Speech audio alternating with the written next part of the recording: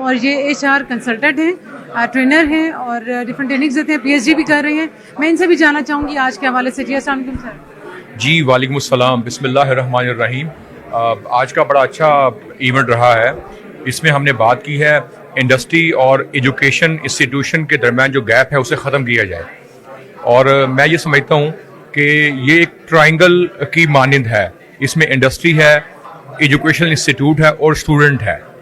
تعلیمی اداروں کو چاہیے کہ وہ اسٹوڈنٹ سینٹر کریکولم بنائیں, پریکٹیکل اسٹڈی کو بڑھائیں, انڈسٹری وزٹ کو انہینس کریں, ورک اسٹڈی پروگرام سٹارٹ کریں, کوالٹی فیکلٹی ہائرنگ کریں, سیمینارز کروائیں, گیسٹ اسپیکر سیشن کروائیں اور وزٹس کروائیں.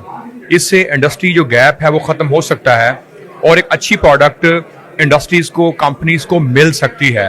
کیونکہ جو فائنل پروڈکٹ ہوتی ہے اسٹوڈنٹ, وہ انڈسٹری کے لیے ہوتی ہے.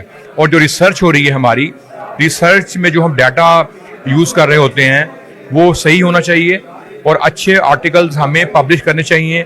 ریسرچ کوالٹی بہتر ہونی چاہیے. اور HSC کو یہ چاہیے کہ HSC فنڈز کو بڑھائے.